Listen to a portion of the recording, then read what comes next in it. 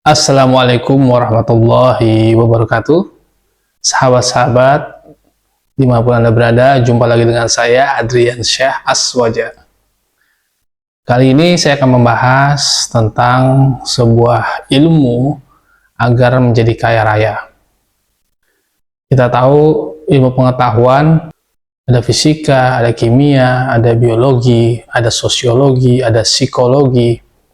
Nah, ilmu-ilmu tersebut memiliki bukti-bukti empiris tentang bidangnya masing-masing.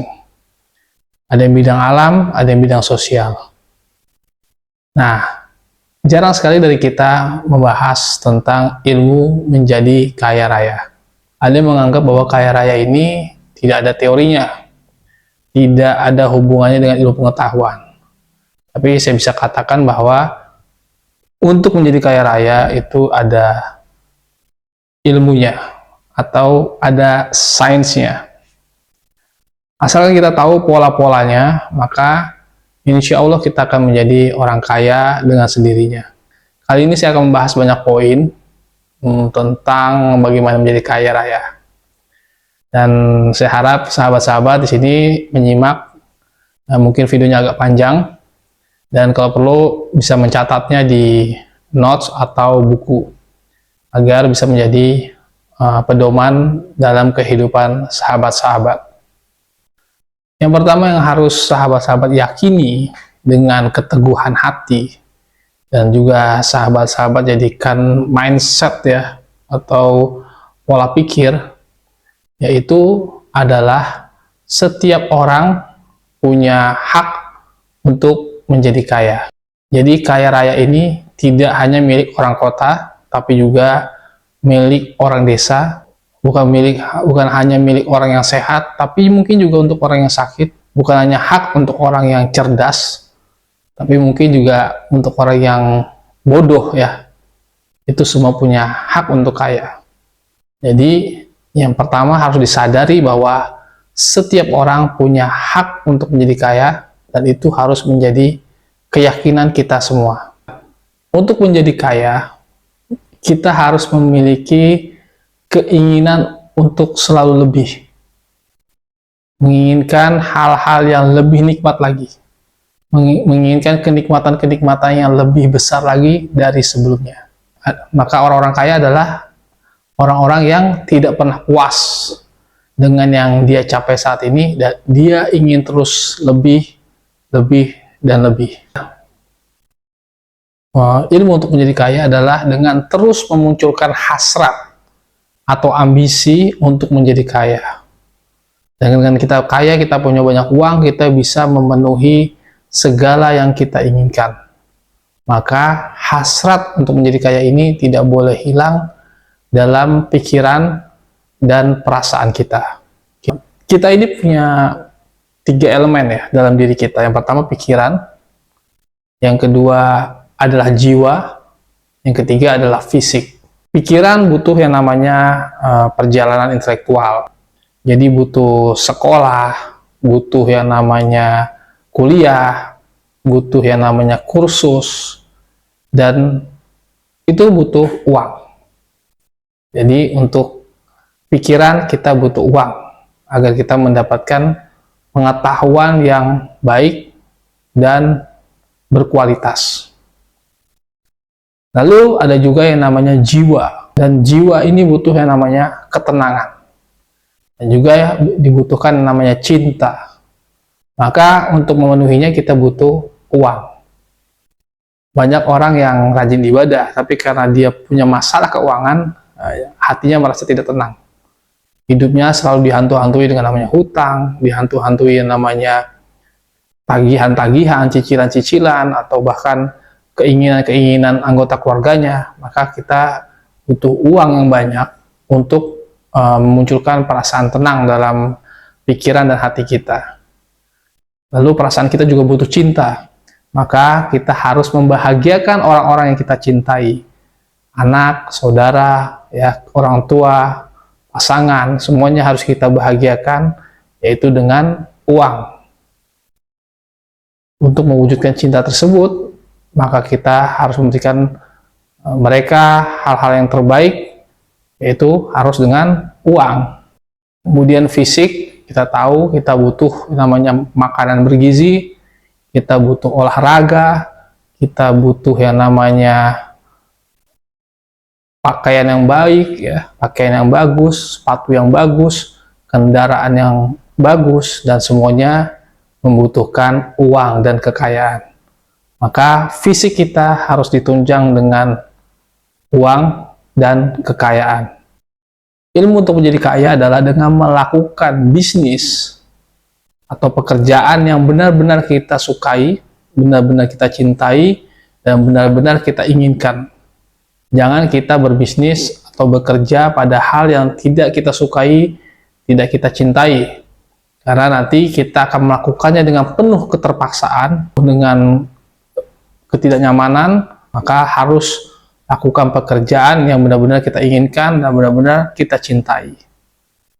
Maka kita akan bekerja dengan sepenuh hati, kita akan bekerja dengan semangat, kita akan bekerja dengan penuh gairah. Setiap orang itu memiliki kesempatan yang sama untuk menjadi kaya. Tidak ada satupun manusia di bumi ini yang punya hak memonopoli kekayaan. Andaikan emas dan perak yang ada di perut bumi ini dikuras, maka Allah akan menciptakan di tempat lain, atau mungkin di tempat itu juga emas dan perak yang lebih banyak lagi. Maka kita semua memiliki kesempatan yang sama untuk menjadi kaya.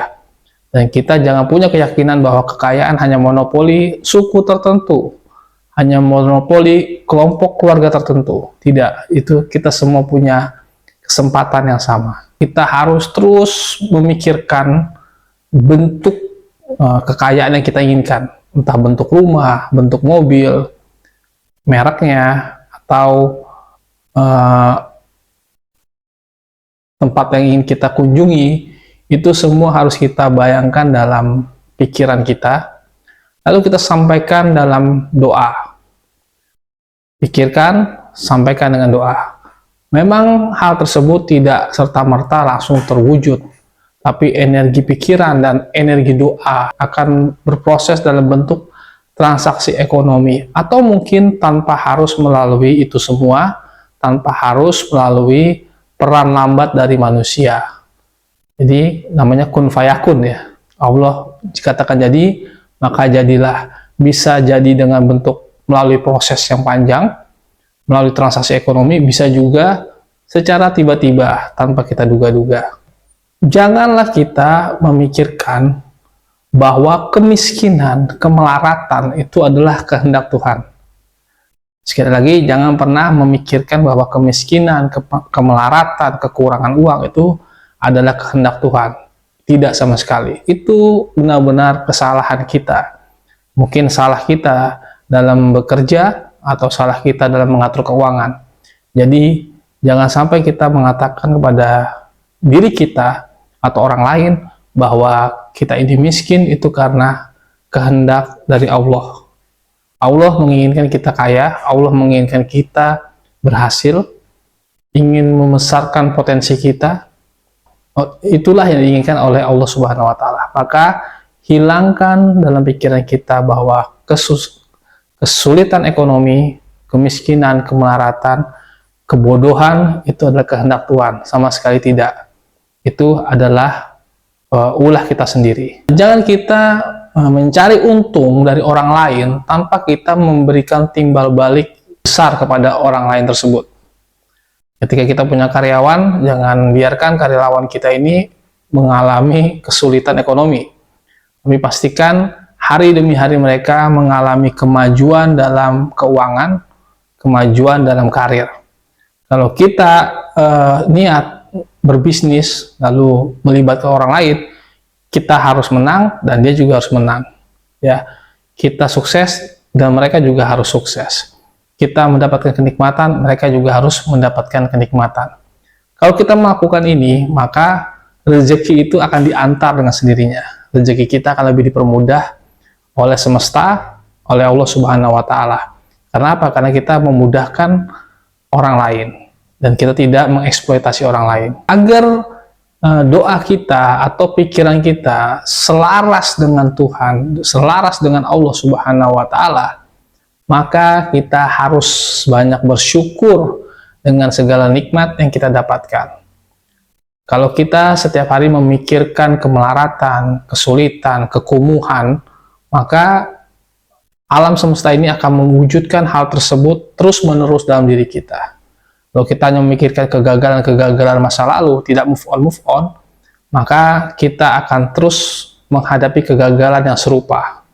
Kita akan terus ketemu penipu-penipu karena kita selalu memikirkan masa lalu yang kena tipu, miskin, gagal, ya. Itu akan memunculkan kegagalan-kegagalan berikutnya. Maka yang harus kita lakukan adalah banyak bersyukur, kita ucapkan alhamdulillah terhadap seluruh nikmat yang telah Allah berikan kepada kita. Kita berterima kasih dengan siapapun yang telah membantu kita. Fokuskan pikiran kita kepada keberlimpahan, fokuskan pikiran kita kepada kemakmuran, fokuskan pikiran kita kepada kekayaan yang kita miliki saat ini, dan terus bersyukur mengucapkan alhamdulillah, alhamdulillah, alhamdulillah. Munculkan terus perasaan gembira, senang, ya, yang sangat luar biasa terhadap keinginan-keinginan Anda yang Anda munculkan dalam pikiran. Jadi Anda misalnya membayangkan punya mobil, Anda harus menunjukkan rasa gembira. Seakan-akan mobil itu sudah ada di garasi Anda, seakan-akan mobil itu sudah Anda gunakan. Ketika Anda ingin punya rumah yang besar, yang mewah, Anda harus munculkan rasa gembira. Seakan-akan rumah itu sudah kita tempati, kita sudah beraktivitas di rumah itu. Munculkan terus perasaan gembira tersebut. Maka Allah akan mewujudkannya dengan cara yang tidak diduga-duga. Lakukan tindakan, ya, dengan cara yang efisien. Nah, cara yang efisien bisa diraih dengan cara terus membayangkan dalam benak kita tentang goal, ya, tentang bentuk harapan yang kita ingin raih dengan kita bekerja. Munculkan terus dalam pikiran kita, dan munculkan terus dalam bentuk keteguhan hati dan keyakinan bahwa itu akan terwujud. Maka kita akan bertindak dengan cara-cara yang efisien. Tapi kalau kita tidak memiliki keteguhan hati, kita tidak memiliki keyakinan, dan kita tidak memiliki gambaran tentang goal yang akan kita raih, biasanya kita akan menjadi orang yang tidak jelas, tergesa-gesa, terburu-buru, ya, terlalu ingin cepat hasilnya, dan ketika tidak berhasil menjadi kecewa, akhirnya akan melahirkan banyak kegagalan-kegagalan. Tapi kalau kita hidup dengan efisien, bekerja dengan efisien, dengan keteguhan hati, dengan keyakinan, dan dengan gambaran mental tentang goal tersebut, maka kita akan mendapatkan keberhasilan yang lebih banyak lagi secara terus-menerus. Dan yang terakhir, dengarkanlah khotbah-khotbah, ceramah-ceramah, ustadz-ustadz atau siapapun, atau kiai, yang mengajarkan tentang pentingnya seorang muslim menjadi kaya raya. Pentingnya seorang muslim punya banyak uang, pentingnya seorang muslim punya banyak harta. Kita bisa dengarkan banyak ceramah, ya. Sekarang ustadz-ustadz di YouTube fokus pada ceramah-ceramah tersebut. Jangan mendengarkan ceramah-ceramah yang membuat kita patah semangat, membuat kita menjadi rendah diri, atau membuat kita menjadi tidak ingin kaya atau tidak ingin berprestasi. Dengarkan ceramah-ceramah seperti itu. Dengarkan ceramah-ceramah atau khotbah-khotbah yang memotivasi kita untuk menjadi kaya, dan syukur-syukur Anda mengetahui amalan-amalan apa yang bisa membuat Anda menjadi kaya. Dengarkan ceramahnya, contohnya seperti channel saya ini. Terima kasih sahabat-sahabat, semoga bermanfaat. Sekian dari saya. Wassalamualaikum warahmatullahi wabarakatuh.